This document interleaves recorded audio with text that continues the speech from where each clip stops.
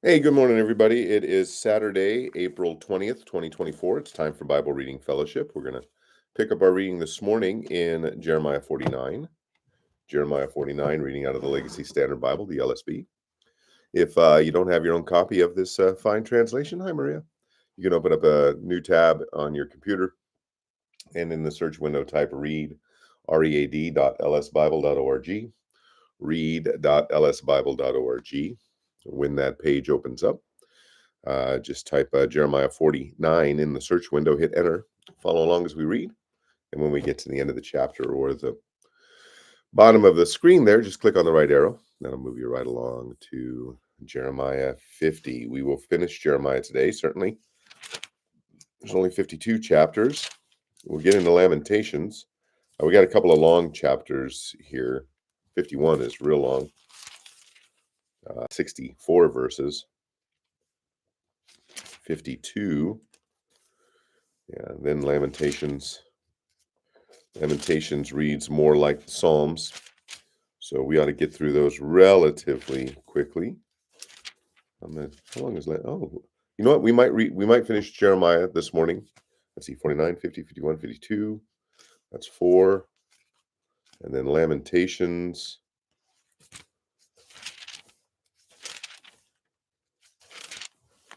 Is 5. That's 9. We're going to read at least the rest of Jeremiah, and we'll probably read all the Lamentations today. That'll be at least nine chapters. And then it's into Ezekiel.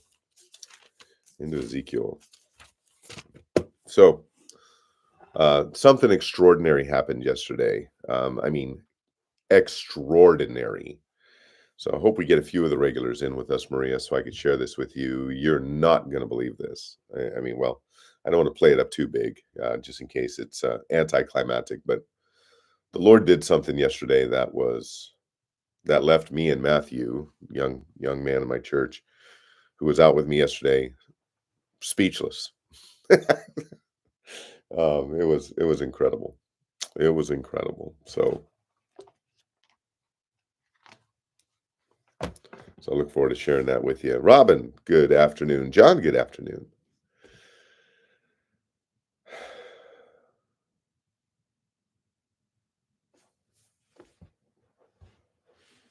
Yeah, that is hard. Yeah, it is hard to think that I would be left speechless. I'm going to be out with my dear brother Jason this morning. We're probably going to walk at least 4 miles today. And then after that, I'm going to mow the lawn. So it's going to be a cardio day for me today.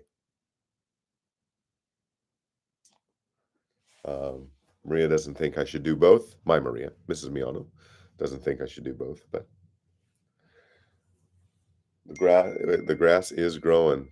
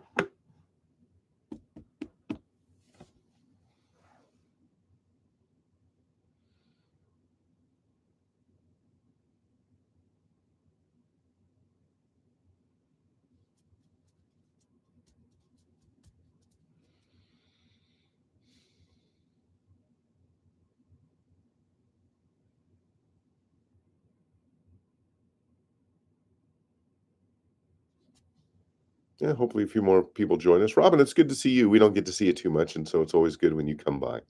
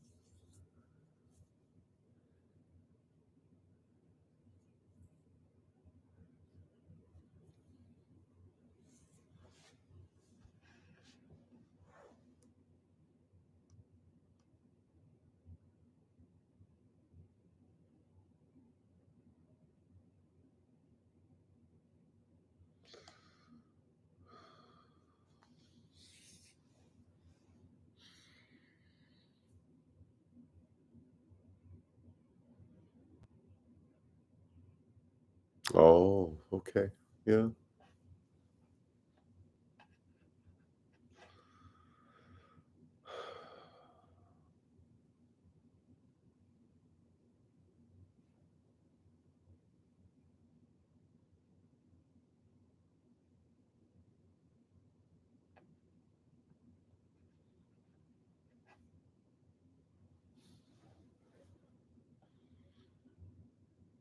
Hmm. Well, Saturdays are usually lighter days as far as attendance. Peter knows about this because Peter follows me on Facebook, and so Peter has seen this.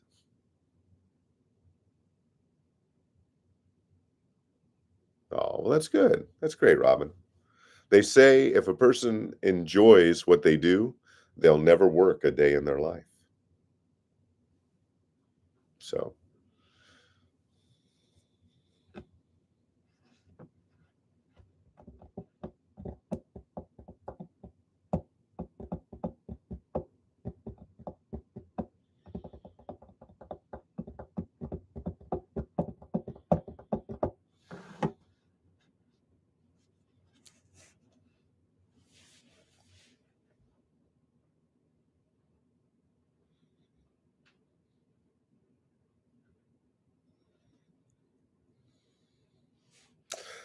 today we are meeting with a wedding photographer. Um, so another step toward uh, Amanda's wedding, and Maria and I venturing into the realm of empty nesting. You still looking forward to that, honey? She said, "Yep." So let's see. It's been no. Why are you shushing me? Why? Why did I get shushed? Well, I'm waiting for people to log in. I'm just making small talk, honey. What? So, um, I'm trying to do the math. Michelle is gonna be. Oh, we could share a daughter's age, honey. I'm not going to share your age. Somehow you're younger than our oldest daughter. I don't know how that worked out. I don't know how you could be 29 and we could have children over 30. I don't. I The math just doesn't work for me. Well, no, I'm trying to figure out how long it's been since you and I were alone. Let's see. Michelle was born in, okay, 30. Oh, honey, 37. Oh, oh. Well, you know me, honey. I am the epitome of discretion. So it has been, by the time Amanda's married, it'll be 37 and a half years since it was just me and Maria. So it'll be an interesting adjustment. The neat thing is Maria and I love to be around each other. So anyways, okay. All right, we need to get going. And because I do want to get this reading in before I go off to walk with do my 4 mile walk, probably 4 miles. Got to be done by a certain time. So, um, okay. So yesterday, Matthew and I went to little bit of a story time here. Do you want to do it? Do you want to read first and do story time, or do story time and then read? You know what? Why don't we read first? Why don't we read first? Why don't we do that? Make sure to get our reading in, and then stick around. Of course, Maria wants to do the story first. Oh, that's so funny. I think I'm going to read. Everything is fine. All right, I'm gonna read. We'll do our reading first, and then stick around, and I'll share this remarkable story with you. I think it'll be. You won't believe this. You won't believe what happened yesterday. I just don't believe you'll believe it because I'm still shaking my head. I can't believe what the Lord did. All right, so I hope I have sufficiently teased that. Uh, Chris, I don't know if I said good morning to you, Chris. Good morning, Chris. All right, let's begin our time in order of prayer. We'll jump into Spurgeon's morning devotion for today, and then we will finish up Jeremiah and read Lamentations. All right, let's pray. Father, I hear the birds singing. The sun is out, although it is in the 30s today. It's all good because you are sovereign over it all. You cause the sun to rise. You cause the birds to sing. You cause the temperature to rise and fall. You cause the wind to blow where it will. And no man knows where it starts or where it ends, but you do, Father, because you are the ruler over all of your creation, including each of us. You are sovereign over us. You are sovereign over our lives, Father. Lord, um, I am so thankful again for what you did yesterday. And I am thankful, Father, for what I anticipate you will do today, whatever that might be.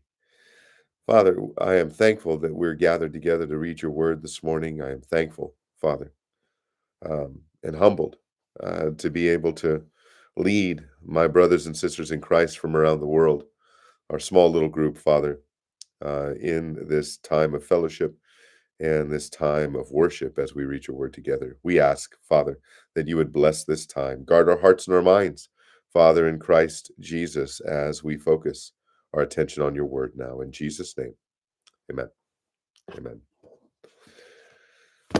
Before I start, so I'm with Matthew yesterday and talking about Bible reading, and he said, "Yeah, I read the Bible 6 times." I said, "Oh, you've read it 6 times since you came to faith in Christ?" No, I do my best to read the Bible 6 times a year. He says, I spend 2 hours reading every day. Um, George Mueller is said to have read the Bible 200 times in his life. So Matt says, my goal is to read it 300 times in my life. This young man's 25 years old, been a believer now for a half dozen years. And I was so humbled when I heard that yesterday. That, anyways, so it can be done. It can be done.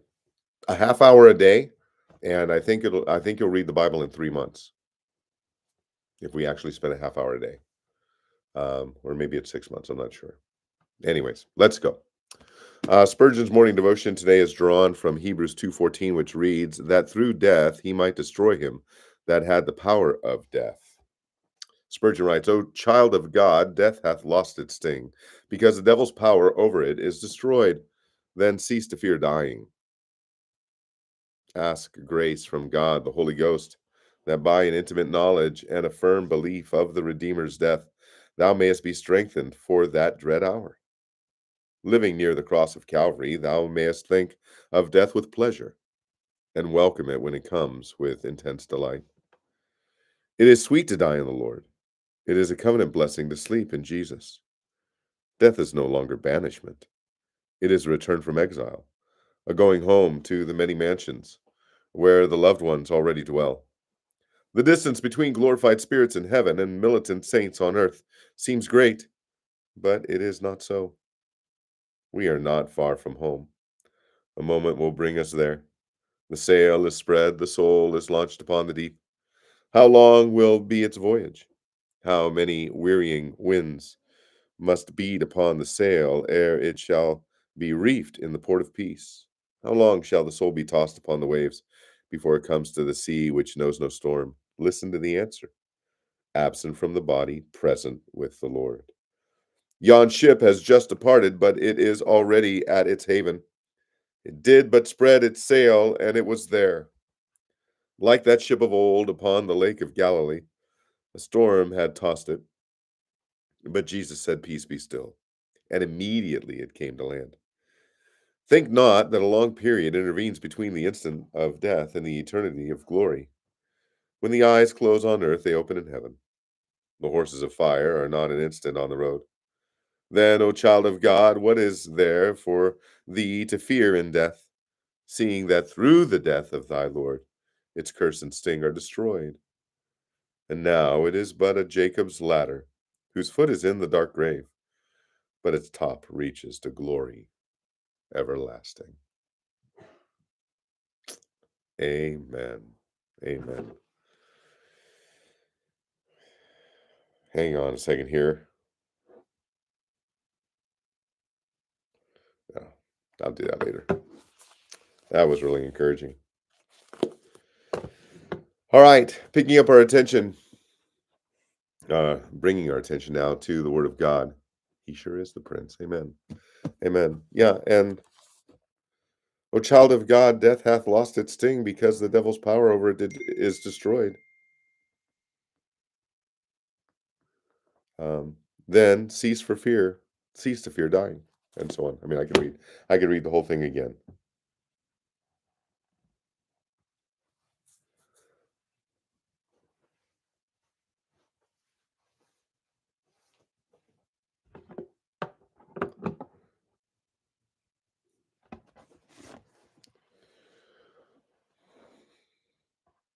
All right, Jeremiah 49. Concerning the sons of Ammon, thus says Yahweh, does Israel have no sons? Or has he no one who can take possession? Why then has Malcolm taken possession of Gad, and his people settle in its cities? Therefore, behold, the days are coming, declares Yahweh, that I will cause a trumpet blast of war to be heard against Rabbah of the sons of Ammon, and it will become a desolate heap, and her towns will be set on fire. Then Israel will take possession of his possessors, says Yahweh. Whoa, whoa, whoa! Where'd everybody go? Hold on. We went from 8 or 9 people to like 1. Did we lose connection? Everybody still with me?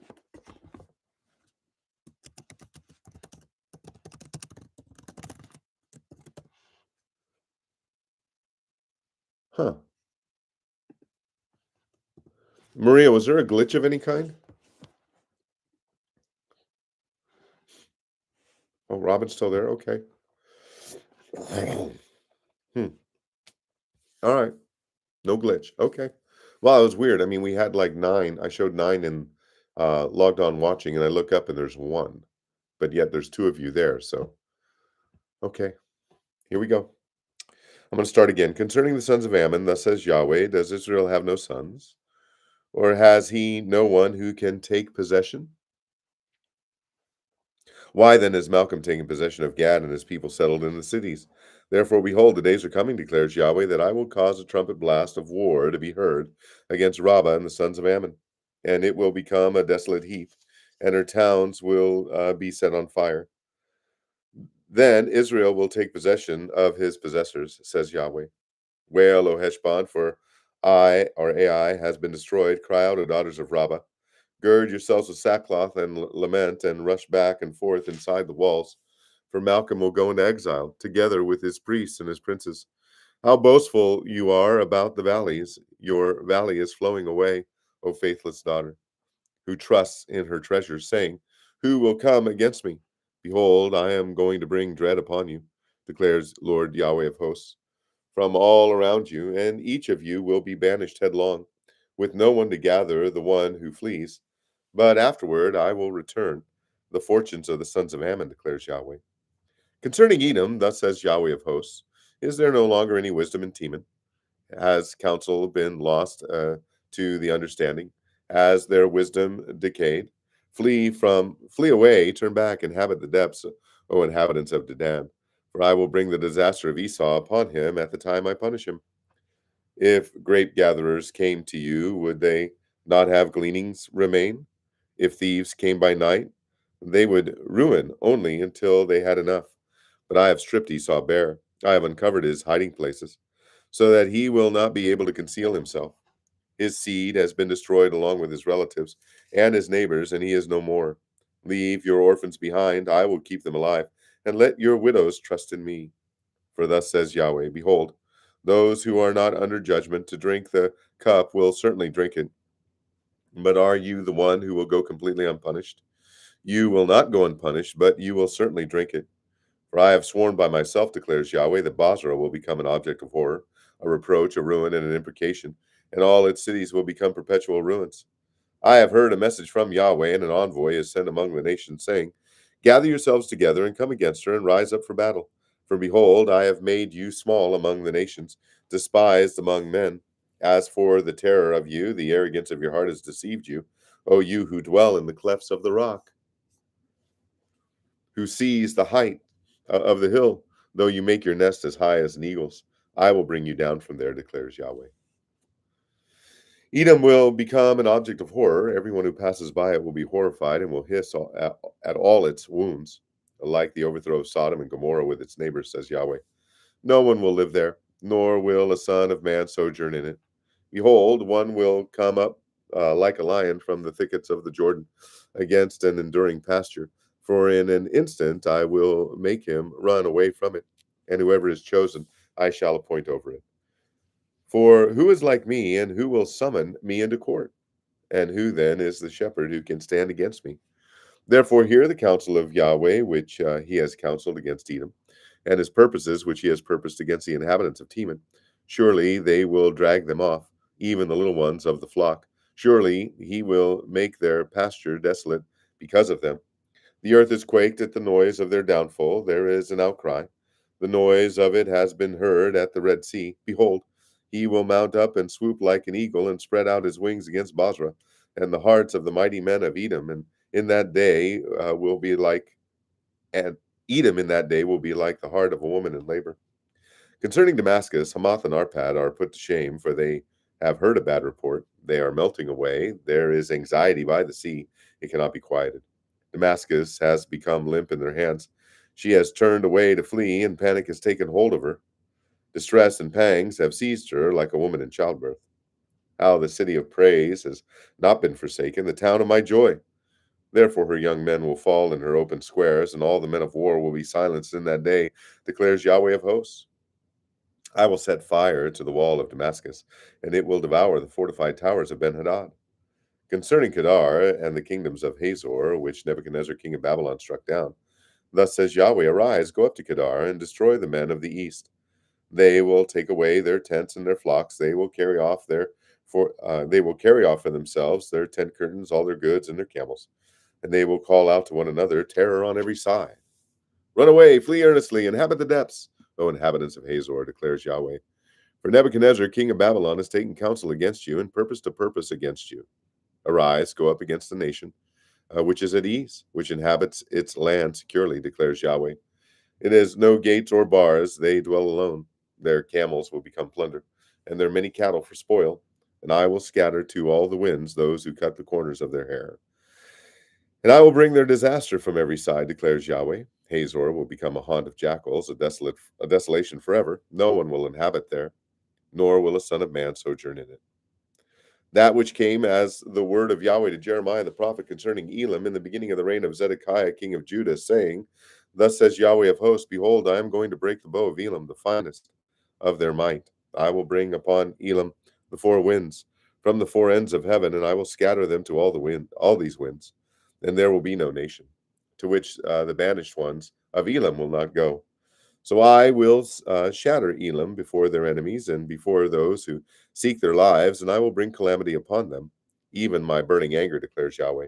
And I will send out the sword after them until I have consumed them. Then I will set my throne in Elam, and cause king and princes from there to perish, declares Yahweh.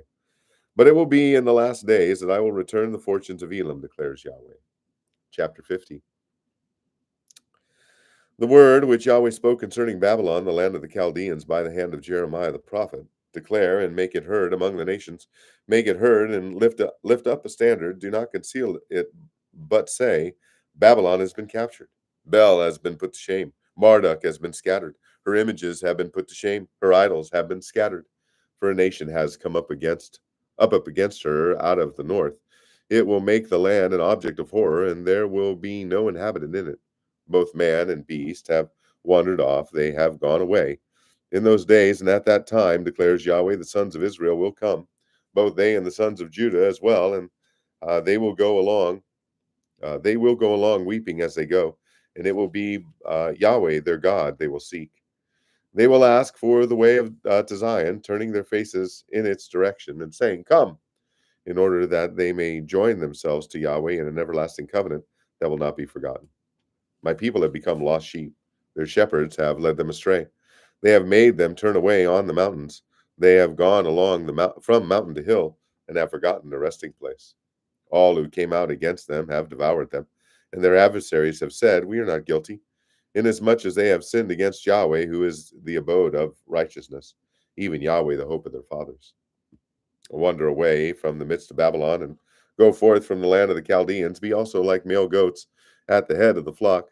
For behold, I am going to arouse and bring up against Babylon an assembly of great nations from the land of the north, and they will arrange their battle lines against her.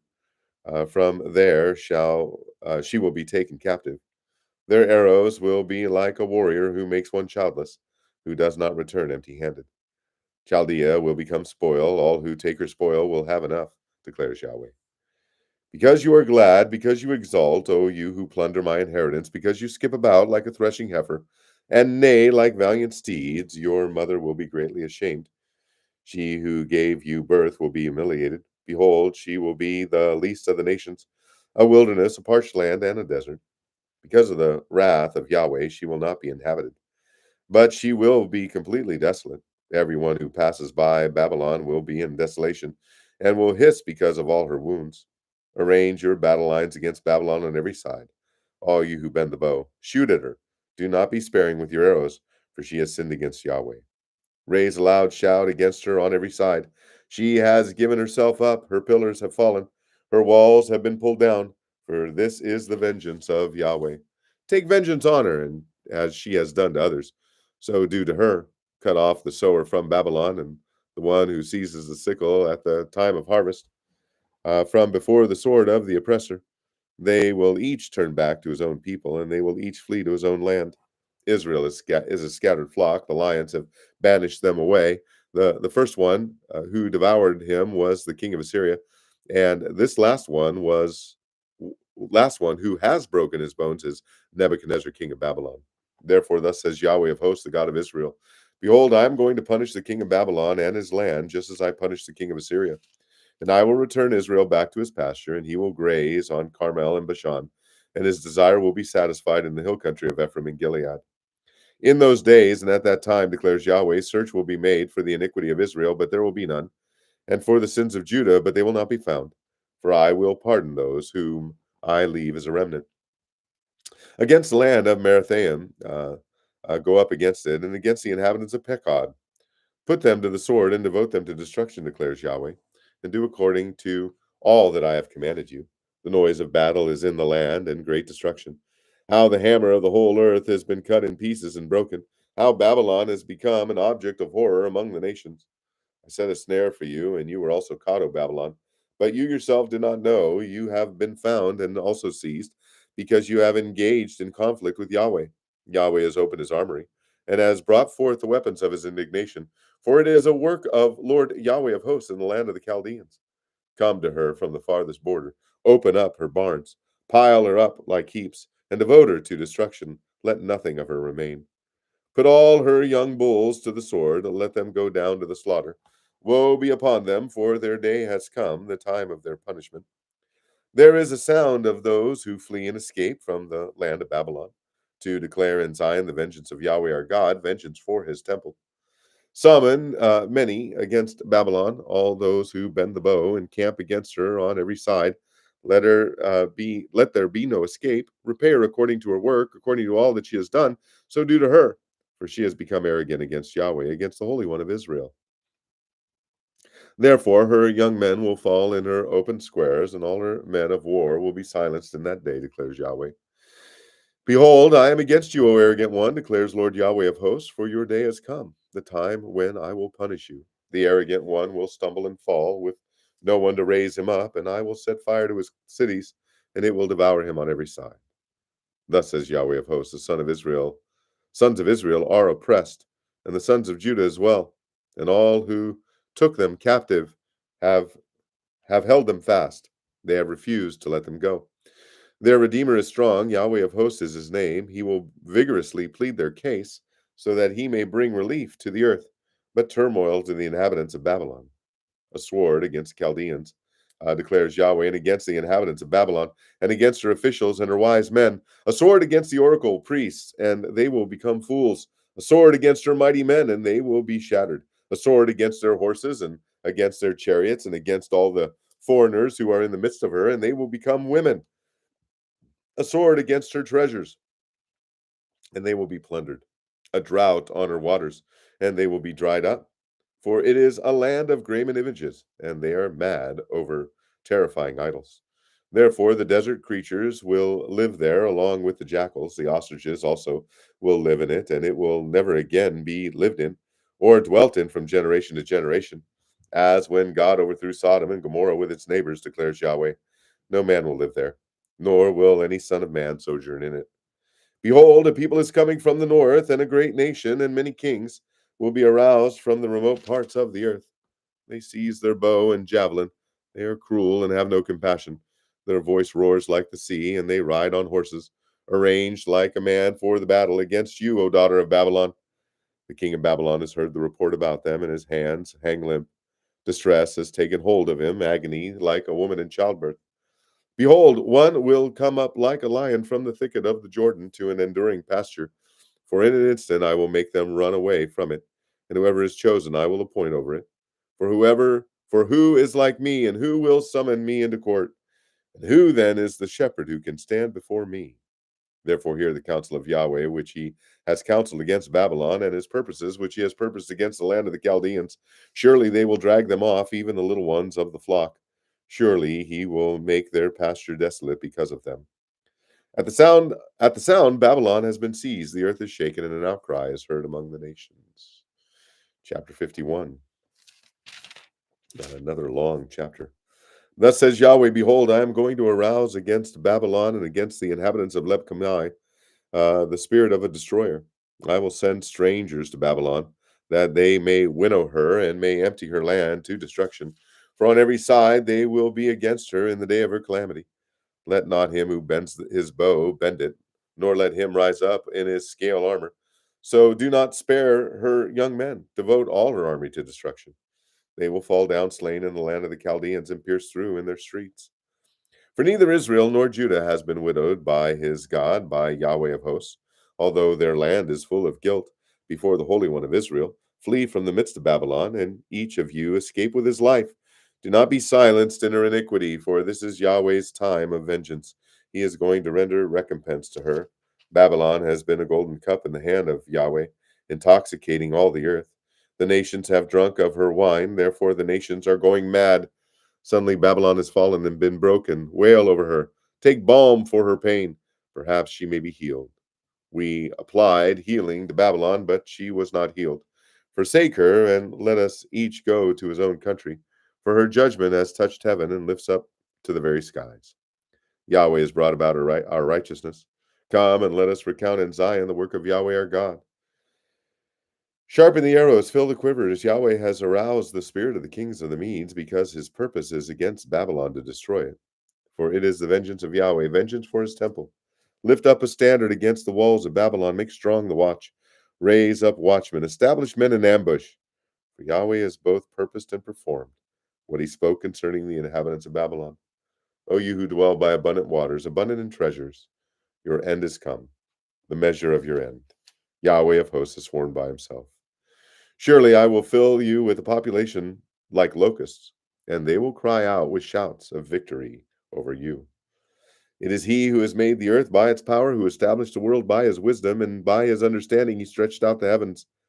When he gives forth his voice, there is a tumult of water in the heavens, and he causes the clouds to ascend from the end of the earth. He makes lightning for the rain, and brings forth the wind from his storehouses. All mankind is senseless, devoid of knowledge. Every goldsmith is put to shame by his graven image, for his molten images are a lie, and there is no breath in them. They are vanity, a work of mockery.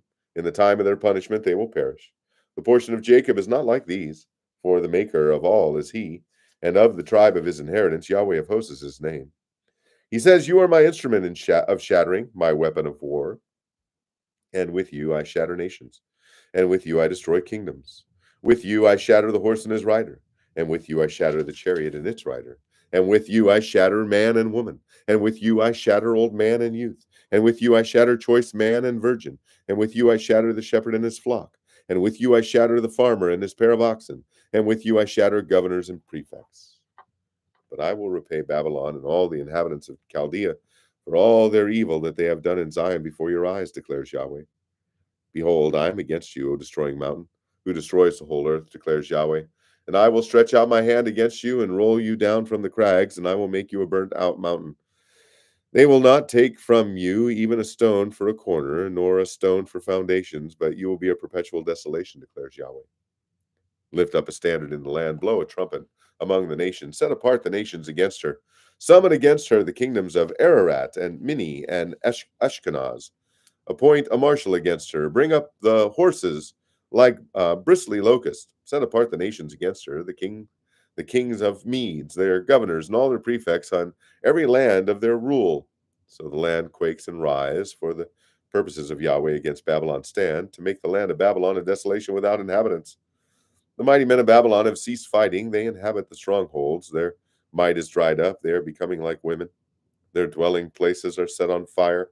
The bars of her gates are broken. One runner runs to meet another, one messenger to meet another, to give a messenger the king of Babylon, that his city has been captured from end to end. The fords also have been seized, and they have burned the marshes with fire, and the men of war are terrified. For thus says Yahweh of hosts, the God of Israel, the daughter of Babylon is like a threshing floor. At the time it is stamped firm. Yet in a little while the time of harvest will come for her. Nebuchadnezzar, king of Babylon, has devoured me and brought me into confusion. He has set me down like an empty vessel. He has swallowed me like a sea monster. He has filled his stomach with my delicacies. He has rinsed me away. May the violence done to me and to my flesh be upon Babylon, the inhabitant of Zion will say, and may my blood be upon the inhabitants of Chaldea, Jerusalem will say. Therefore, thus says Yahweh, behold, I am going to plead your case, and exact full vengeance for you, and I will dry up her sea, and make her fountains dry. Babylon will become a heap of ruins, a haunt of jackals, an object of horror and hissing without inhabitants. They will roar together like young lions, they will growl like lions' cubs. When they become heated up, I will set before them their feast, and make them drunk, that they may exult, and may sleep a perpetual sleep, and not wake up, declares Yahweh. I will bring them down like lambs to the slaughter, like rams together with male goats. How Shishak has been captured, and the praise of the whole earth been seized. How Babylon has become an object of horror among the nations. The sea has come up over Babylon. She has been covered with its tumultuous waves.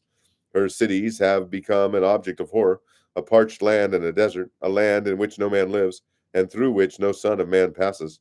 I will punish Bel in Babylon, and I will make what he has swallowed come out of his mouth, and the nations will no longer stream to him. Even the wall of Babylon has fallen down. Come forth from her midst, my people, and each of you escape with his life from the burning anger of Yahweh. Now, lest your heart grow faint, and you fear the report that will be heard in the land, for the report will come 1 year, and after that another report in another year, and violence will be in the land, with ruler against ruler. Therefore, behold, days are coming when I will punish the graven images of Babylon, and her whole land will be put to shame, and all her slain will fall in her midst. Then heaven and earth and all that is in them will shout for joy over Babylon, for the destroyers will come to her from the north, declares Yahweh. Indeed, Babylon is to fall for the slain of Israel, and also for Babylon, the slain of all the earth have fallen. You who have escaped the sword, go! Do not stand around. Remember Yahweh from afar, and let Jerusalem come upon your heart. We are ashamed because we have heard reproach. Dishonor has covered our faces. For strangers have entered the holy places of the house of Yahweh. Therefore, behold, the days are coming, declares Yahweh, when I will punish your graven images, and the mortally wounded will groan throughout her land. Though Babylon should ascend to the heavens, and though she should fortify her lofty stronghold, from me destroyers will come to her, declares Yahweh. The sound of an outcry from Babylon, and of great destruction from the land of the Chaldeans. For Yahweh is going to destroy Babylon, and he will make her loud noise vanish from her, and their waves will roar like many waters. The rumbling of their voices sounds forth. For the destroyer is coming against her, against Babylon, and her mighty men will be captured. Their bows are shattered. For Yahweh is a God of recompense. He will fully repay.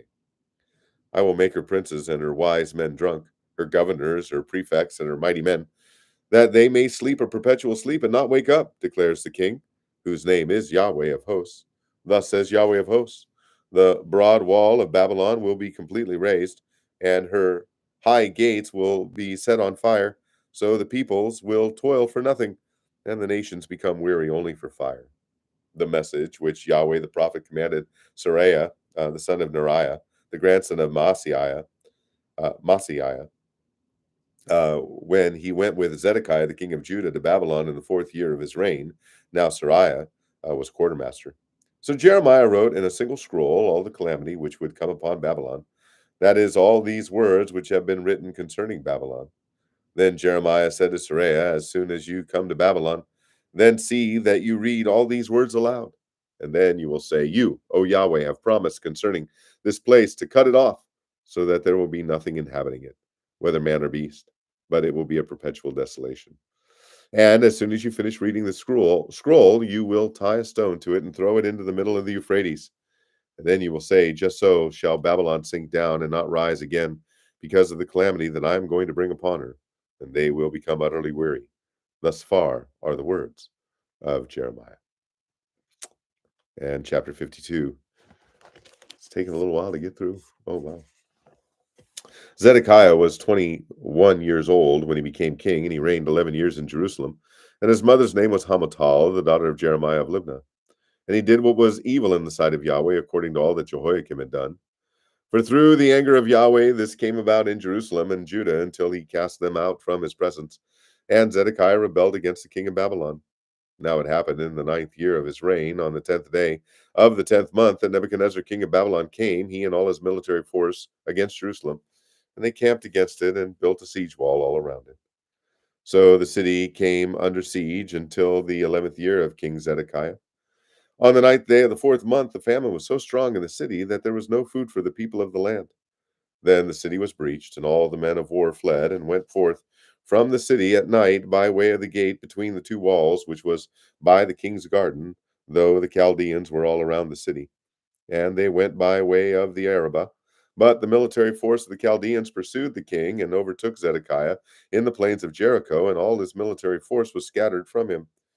Then they seized the king and brought him up to the king of Babylon at Riblah in the land of Hamath, and he spoke his judgment on him. Then the king of Babylon slaughtered the sons of Zedekiah before his eyes, and he also slaughtered all the princes of Judah in Riblah. Then he blinded the eyes of Zedekiah, and the king of Babylon bound him with bronze fetters and brought him to Babylon and put him in prison until the day of his death. Now on the 10th day of the 5th month, which was the 19th year of King Nebuchadnezzar, king of Babylon, Nebuzaradan, the captain of the bodyguard who stood before the king of Babylon, came to Jerusalem. And he burned the house of Yahweh, the king's house, and all the houses of Jerusalem, even every large house he burned with fire. So all the military forces of the Chaldeans who were with the captain of the guard tore down all the walls around Jerusalem. Then Nebuzaradan, the captain of the guard, took away into exile some of the poorest of the people. The rest of the people who remained in the city, the defectors who had defected to the king of Babylon, and the rest of the artisans. But Nebuzaradan, the captain of the guard, had some of the poorest of the land remained to be vine dressers and plowmen. Now the bronze pillars which belonged to the house of Yahweh, and the stands and the bronze sea which were in the house of Yahweh, the Chaldeans shattered, and carried all their bronze to Babylon. They also took away the pots, the shovels, the snuffers, the bowls, the pans, and all the bronze vessels which were used to minister. And the captain of the guard also took away the cups, the fire pans, the bowls, the pots, the lampstands, the pans, and the offering bowls, what was fine gold and what was fine silver. The two pillars, the one sea, and the 12 bronze bulls that were under the sea, and the stands which King Solomon had made for the house of Yahweh. The bronze of all the vessels was beyond weight, and as for the pillars, the height of each pillar was 18 cubits, and it was 12 cubits in circumference, and 4 fingers in thickness, and hollow. Now a capital of bronze was on it, and the height of each capital was 5 cubits, with network and pomegranates upon the capital all around, all of bronze. And the second pillar was like these, including pomegranates.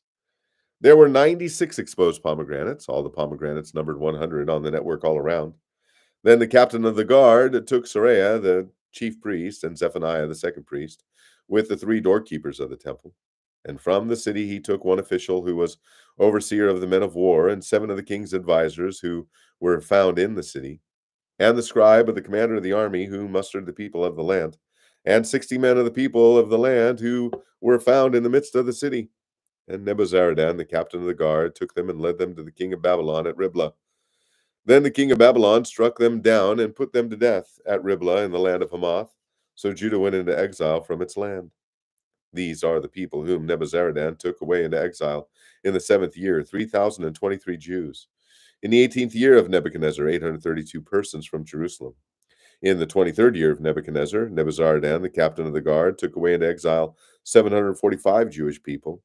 There were 4,600 persons in all. Now it happened in the 37th year of the exile of Jehoiakim, king of Judah, in the 12th month, on the 25th of the month, that Evil-Merodach, king of Babylon, in the first year of his reign, lifted up the head of Jehoiakim, king of Judah, and brought him out of prison. And he spoke to him good words. And he set his throne above the throne of the kings who were with him in Babylon. So Jehoiakim changed his prison clothes and had his meals in the king's presence continually all the days of his life. For his allowance, a continual allowance was given him by the king of Babylon, a daily portion all the days of his life until the day of his death. Lamentations, chapter 1. How lonely sits the city that was great with people. She has become like a widow who was once great among the nations. She was a prince among the provinces, she who was a prince among the provinces um, has become a forced laborer. She weeps bitterly in the night, and her tears are on her cheeks. She has none to comfort her among all her lovers. All her friends have dealt treacherously with her. They have become her enemies. Judah has gone into exile because of affliction and because of great slavery. She sits among the nations, but she has found no rest. All her pursuers have overtaken her in the midst of distress. The roads of Zion are in mourning because no one comes to the appointed times. All her gates are desolate. Her priests are sighing. Her virgins are grieving, and she herself is bitter. Her adversaries have become her masters. Her enemies are complacent, for Yahweh has caused her grief because of the greatness of her transgressions. Her infants have gone away as captives before the adversary. So all her majesty has gone out from the daughter of Zion. Her princes have become like deer. They have found no pasture. So they have fled without strength before the pursuer. In the days of her affliction and homelessness, Jerusalem remembers all her precious things that were from the days of old, when her people fell into the hand of the adversary and no one helped her. The adversaries saw her, they laughed at her ruin. Jerusalem sinned greatly, therefore she has become an impure thing. All who honored her despise her, because they have seen her nakedness. Even she herself sighs and turns away.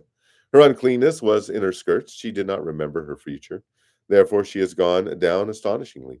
She has no comforter. See, O Yahweh, my affliction, for the enemy has magnified himself. Magnified himself. The adversary has stretched out his hand over all the desirable things, for she has seen the nations enter her sanctuary, the ones whom you commanded, that they should not enter into her assembly. All her people are sighing, seeking bread. They have given their desirable things for food, to restore their souls. See, O Yahweh, and look, for I am despised.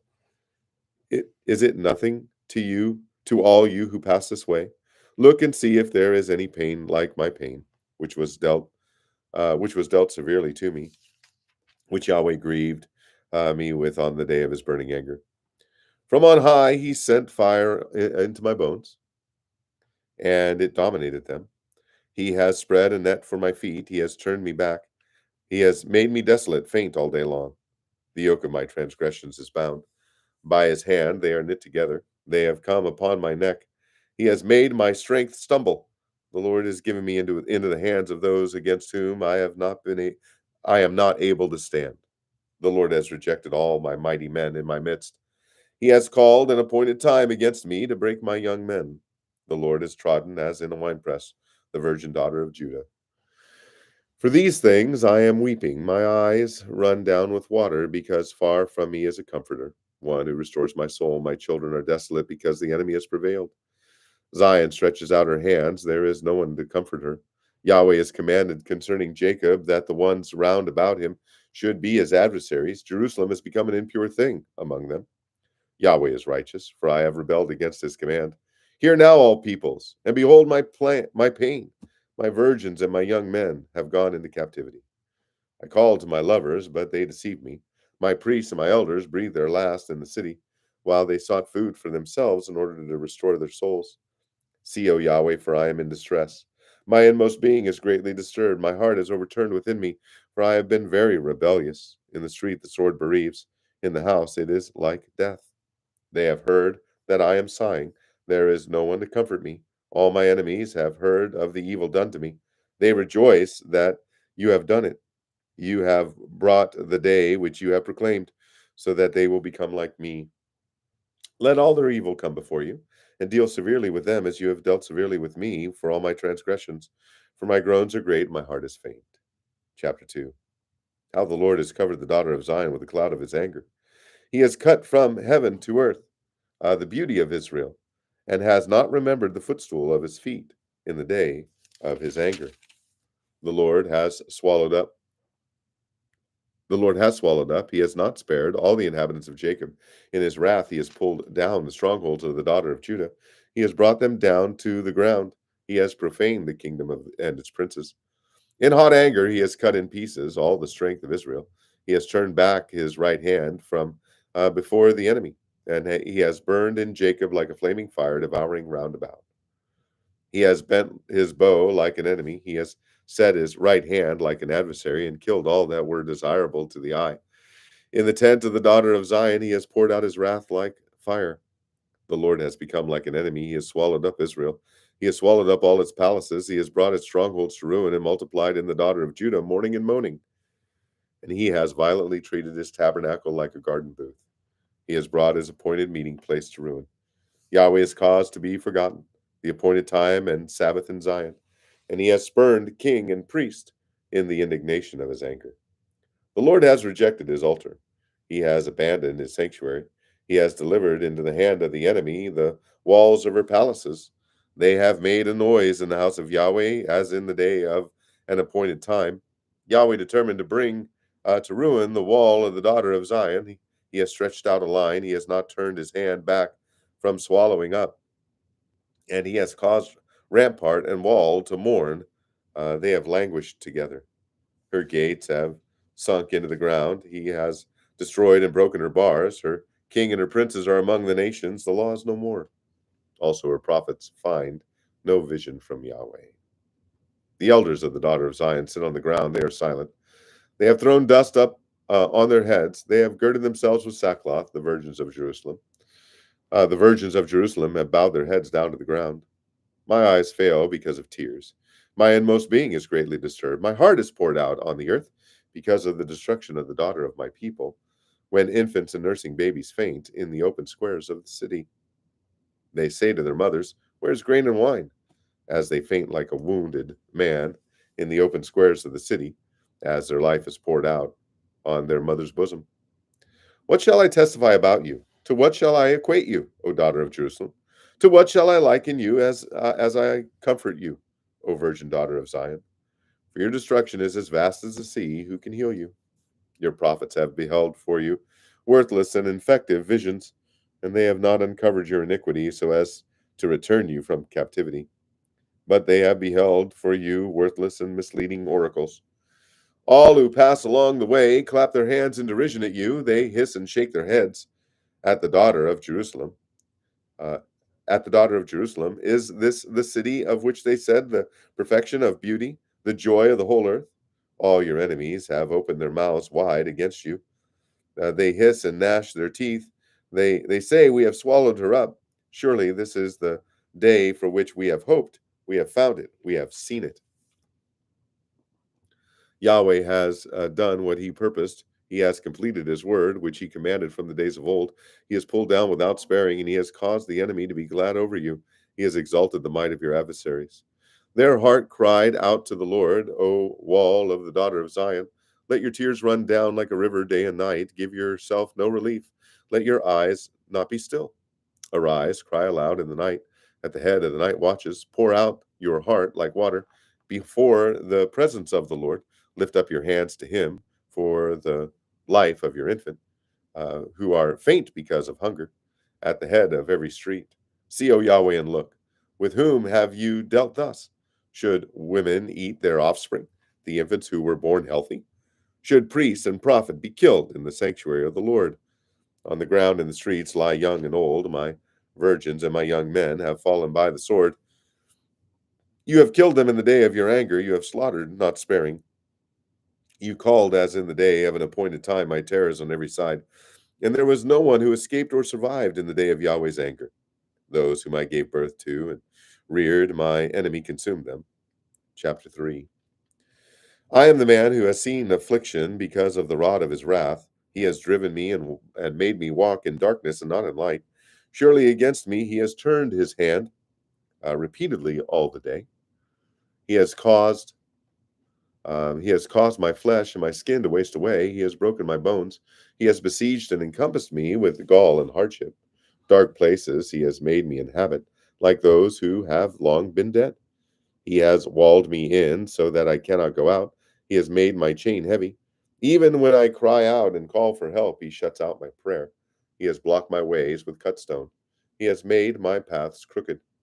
He is to me like a bear lying in wait, like a lion in secret places. He has turned aside my ways and torn me to pieces. He has made me desolate. He bent his bow and set me as a target to the arrow. He made the arrows of his quiver to enter into my inward parts. I have become a laughingstock to all my people, their music of mockery all the day. He has saturated me with bitterness. He has sated me with wormwood. He has broken my teeth with gravel. He has made me cower in the dust. My soul has been rejected from peace. I have forgotten goodness. So I say my strength has perished, as well as my hopeful waiting, which comes from Yahweh. Remember my affliction and my homelessness, the wormwood and gall. Surely my soul remembers and is bowed down within me. This I will return to my heart. Therefore I will wait in hope. The loving kindness of Yahweh indeed never cease. Loving kindnesses of Yahweh indeed never cease, for his compassions never fail. Compassions never fail. They are new every morning. Great is your faithfulness. Yahweh is my portion, says my soul. Therefore I wait for him. Yahweh is good to those who hope in him, to the soul who seeks him. It is good that he waits silently for the salvation of Yahweh. It is good for a man that he should bear the yoke of his youth. Let him sit alone and be silent, since he has laid it on him. Let him put his mouth in the dust. Perhaps there is hope. Let him give his cheek to the one who strikes him. Let him be saturated with reproach. For the Lord will not reject forever. For if he causes grief, then he will have compassion according to his abundant loving kindness. For he does not afflict from his heart or grieve the sons of men, to crush under his feet all the prisoners of the land, to deprive a man of justice in the presence of the Most High, to defraud a man in his legal case. These things the Lord does not see with approval. Who is there who speaks and it happens, unless the Lord has commanded it? It is not from the mouth of the Most High that both calamities and is it not from the mouth of the Most High that both calamities and good go forth? Why should any living person or any man complain because of his sins? Let us search out and examine our ways, and let us return to Yahweh.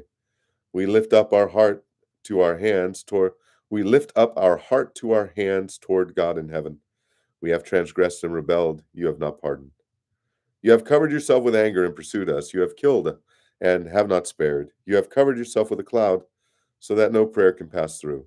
You have made us mere scum and refuse in the midst of the peoples. All our enemies have opened their mouths against us. Panic and pitfall have befallen us, devastation and destruction. My eyes run down with streams of water because of the destruction of the daughter of my people. My eyes pour down unceasingly without stopping until Yahweh looks down and sees from heaven. My eyes deal severely with my soul because of all the daughters of my city. My enemies without cause hunted me down like a bird. They have silenced my life in the pit and have placed a stone on me. Waters flowed over my head. I said, I am cut off. I called on your name, O Yahweh, out of the lowest pit. You have heard my voice. Do not hide your ear from my prayer for relief, from my cry for help. You drew near when I called on you. You said, do not fear. O Lord, you have pleaded my soul's cause. You have redeemed my life. O Yahweh, you have seen my oppression. Judge my case. You have seen all their vengeance, all their purposes against me. You have heard their reproach, O Yahweh, all their purposes against me. The lips of those who rise against me and their whispering are again against me all day long. Look on their sitting and their rising. I am their mocking song. You will recompense them, O Yahweh, according to the work of their hands. You will give them dullness of heart. Your curse will be on them. You will pursue them in anger and destroy them from under the heavens of Yahweh. Chapter 4. How dark the gold has become, how the pure gold has changed. The sacred stones are poured out at the head of every street. The precious sons of Zion weighed against fine gold, how they are regarded as earthen jars, the work of potter's hands. Even jackals offer the breast, they nurse their young. But the daughter of my people has become cruel like ostriches in the wilderness. The tongue of the nursing baby cleaves to the roof of its mouth because of thirst. The infants ask for bread, but no one breaks it for them. Those who ate delicacies are desolate in the streets. Those reared in crimson embrace ash pits. So the iniquity of the daughter of my people is greater than the sin of Sodom, which was overthrown as in a moment, and no hands whirled toward her. Her Nazarites were purer than snow. They were whiter than milk. They were more ruddy in body than corals. Their polishing was like lapis lazuli. Their form is blacker than soot. They are not recognized in the streets. Their skin is shriveled on their bones. It is withered. It has become like wood. Better are those pierced through with the sword than those pierced through with hunger. For their life flows away, being stricken for lack of the produce of the field. The hands of the compassionate woman boiled their own children. They became food for them because of the destruction of the daughter of my people. Yahweh has spent his wrath. He has poured out his burning anger, and he has kindled a fire in Zion, which he has devoured its foundations. The kings of the earth did not believe, nor did any of the inhabitants of the world, that the adversary and the enemy could enter the gates of Jerusalem, because of the sins of her prophets and the iniquities of her priests, who have shed in her midst the blood of the righteous. They wandered blind in the streets. They were defiled with blood, so that no one could touch their garments. Depart, unclean, they cried of themselves. Depart, depart, do not touch. So they fled and wandered. Men among the nations said, they shall not continue to sojourn with us. The presence of Yahweh has eradicated them. He will not continue to look at them. They did not honor their priests. They did not favor the elders. Yet our eyes were spent. Looking for help was vanity. In our watching, we have watched for a nation that could not save. They hunted our steps so that we could not walk in our open squares. Our end drew near. Our days were finished, for our end had come. Our pursuers were swifter than the eagles of the sky. They hotly pursued us on the mountains. They waited in ambush for us in the wilderness. The breath of our nostrils, the anointed of Yahweh, was captured in their pits, of whom we had said, under his shadow we shall live among the nations. Rejoice and be glad, O daughter of Edom, who inhabits the land of Uz.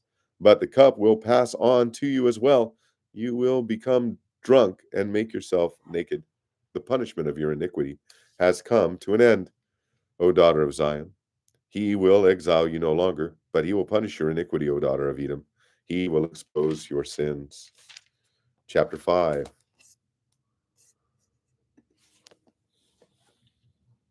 Remember, O Yahweh, what has happened to us. Look and see our reproach. Our inheritance has been turned over to strangers, our houses to foreigners. We have become orphans without a father. Our mothers are like widows. We drink our water by means of silver. Our wood comes to us at a price. Our pursuers are at our necks. We are worn out. There is no rest for us. We have given over our hands to Egypt and Assyria to get enough bread. Our fathers sinned, there are no more. It is we who have borne their iniquities. Slaves rule over us.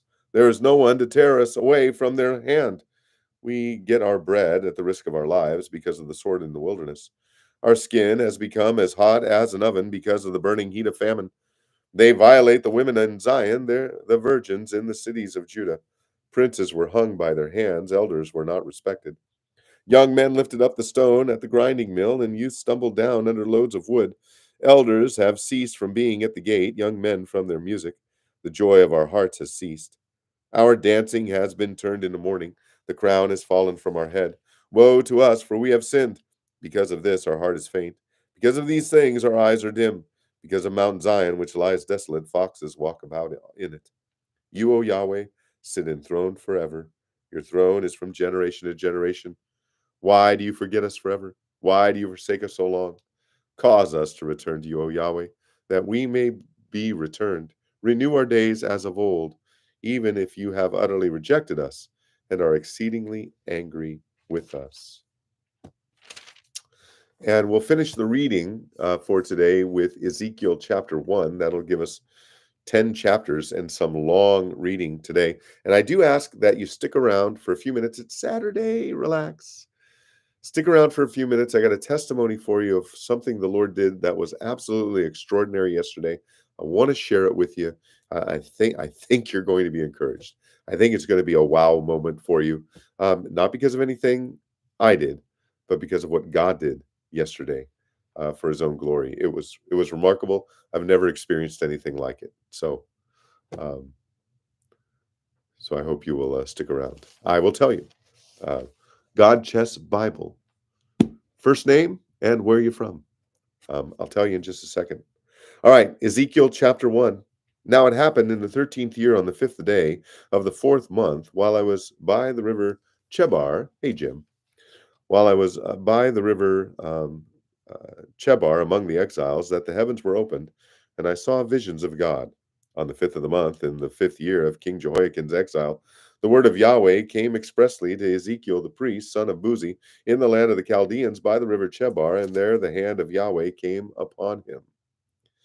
Then I looked, and behold, a storm wind was coming from the north, a great cloud with fire flashing forth continually, and a bright light all around it, and in its midst something like the gleam of glowing metal in the midst of the fire. And within it there were figures with the likeness of 4 living creatures, and this was their appearance. They had the likeness of a man. And each of them had 4 faces and 4 wings, and their legs were straight, and their feet were like a calf's hoof, and they sparkled like the gleam of burnished bronze.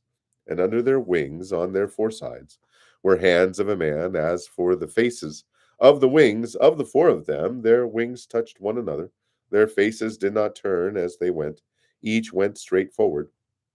And as for the likeness of their faces, each had the face of a man, all 4 had the face of a lion on the right, and the face of a bull on the left, and all 4 had the face of an eagle. And such were their faces. Their wings were spread out above. Each had 2 touching another being, and 2 covering their bodies. And each went straight forward. Wherever the Spirit was about to go, they would go, without turning as they went. As for the likeness of the living creatures, their appearance was like burning coals of fire, like the appearance of torches going back and forth among the living creatures. The fire was bright, and the lightning was flashing from the fire, and the living creatures ran to and fro with the appearance of lightning. Then I looked at the living creatures, and behold, there was one wheel on the earth beside the living creatures for each of the 4 of them.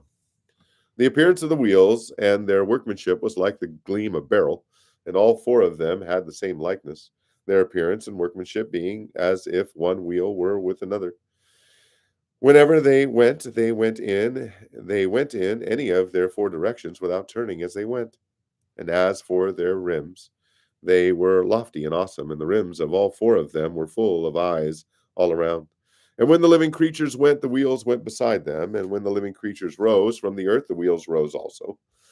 Wherever the Spirit was about to go, they would go in that direction, where the Spirit was about to go. And the wheels rose alongside of them, for the spirit of the living creatures was in the wheels. Whenever those went, they went, and whenever those stood still, they stood still. And whenever those rose from the earth, the wheels rose close beside them, for the spirit of the living creature was in the wheels. Now over the heads of the living creatures there was something with the likeness of an expanse, like the awesome gleam of crystals spread out over their heads above. And underneath the expanse their wings were stretched out straight, one toward the other, and each one also had 2 wings, covering its body on the one side and on the other side, and on the other. I also heard the sound of their wings, like the sound of many waters as they went, like the sound of the Almighty, a sound of tumult, like the sound of an army camp. Whenever they stood still, they dropped their wings. And there came a sound from above the expanse that was over their heads. Whenever they stood still, they dropped their wings. Now, above the expanse that was over their heads, there was something in the likeness of a throne, like sapphire stone in appearance, and upon the likeness of the throne, high up, was the likeness of one with the appearance of a man. Then I saw from the appearance of his loins and upward something like the gleam of glowing metal, with the appearance of a fire all around within it. and from the appearance of his loins, and downward I saw something with the appearance of fire, and there was a radiance all around him. As the appearance of the rainbow in the clouds on a rainy day, so was the appearance of the radiance all around. Such was the appearance of the likeness of the glory of Yahweh. And I saw this, and I fell on my face and heard a sound of a voice speaking. All right. Really good reading today. Finished Jeremiah, read all the Lamentations, started Ezekiel. That's not a bad morning. Okay. So I ask that you stick around. I'm watching the number. Don't drop out. So I'll get right to it. It is getting late, and I've got a 4-mile walk ahead of me with a buddy here in a little bit. Look, we even got one more. All right. So here's what the Lord did. Matthew, a young man in my church, I think he's 25 years old, godly young man, fervent, zealous, striving to serve the Lord. I mean,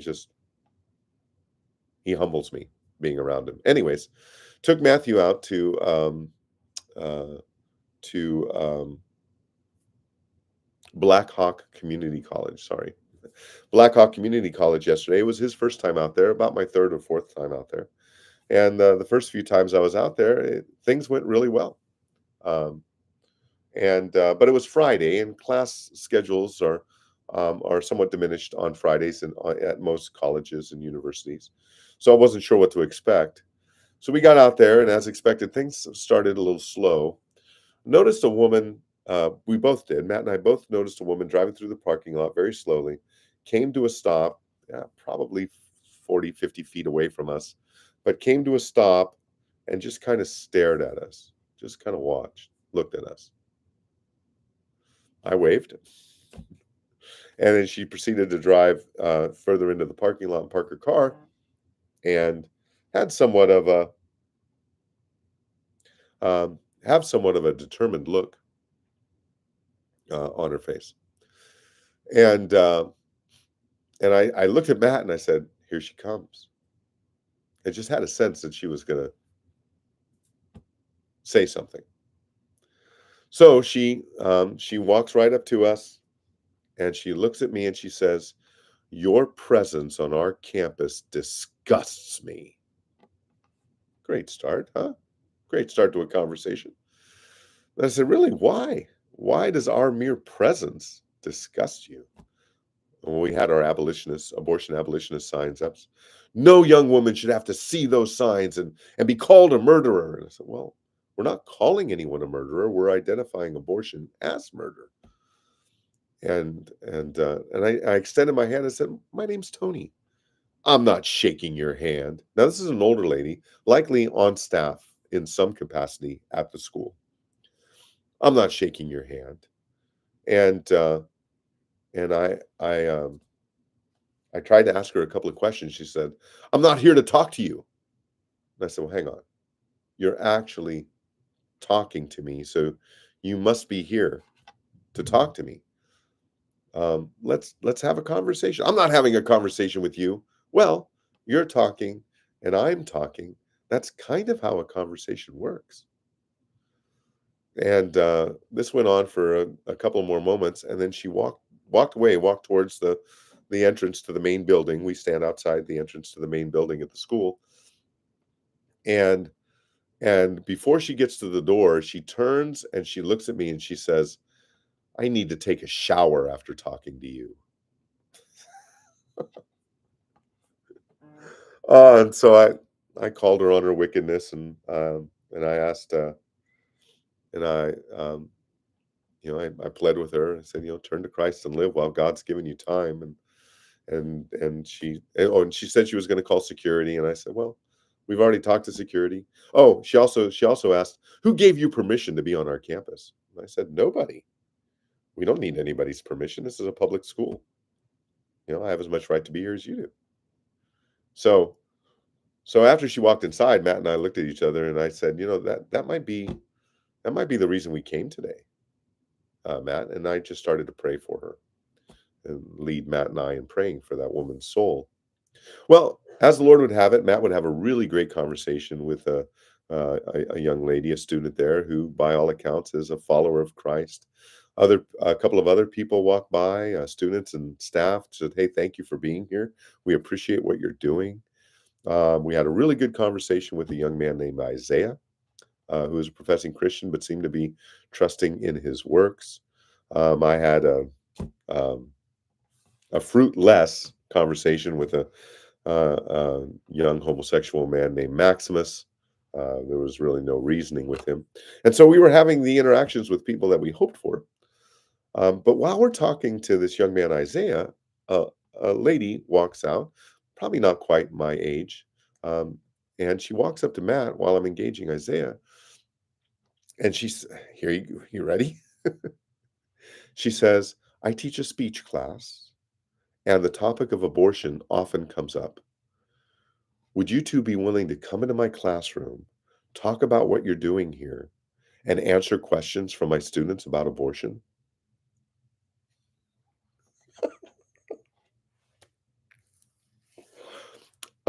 Yeah, sure. We'd be happy to. So look, I had all of our gear out there. I had my big box with Bibles. I had my 6 foot tall stop and talk cross set up. Brought an A frame. We had our large signs. All of this gear, we couldn't leave it out there. You know, we could not leave it out there. It would be gone, stolen, destroyed, whatever. And so I said, "Matt, we got to take it all inside." So we packed it all up. We went inside. You should have seen the eyes of the students and the staff as we walk into the building. And I asked the lady passing by, "Can you point me to classroom 301?" And, "Oh, it's right there around the corner." So yeah, we walk in, and there was the teacher. There was 20 to 30 students in this speech class, where they give speeches. It's not a speech therapy class. It's an actual giving speeches class. There were a few men in the class, but most of them were young women. And we bring all of our stuff in, and she says, "Why don't you set those signs up in the front of the class? Our 4 foot tall abolitionist signs. We got three of them. We set those up in the front of the classroom." And the teacher says, you've all seen these men outside. I thought it would be good today to bring them in and let them talk about what they do, and they're willing to answer any questions you have about abortion." So I introduced myself. I introduced Matt. I explained to them that we're not pro-life. We are not pro-life. We are abolitionists. That we believe that abortion should be abolished. That the laws already on the books pertaining to murder should apply equally for victims who are not yet born.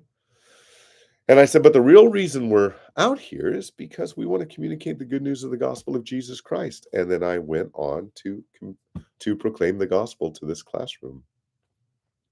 And then for the next 50 minutes, Matt and I, Matt and I fielded questions.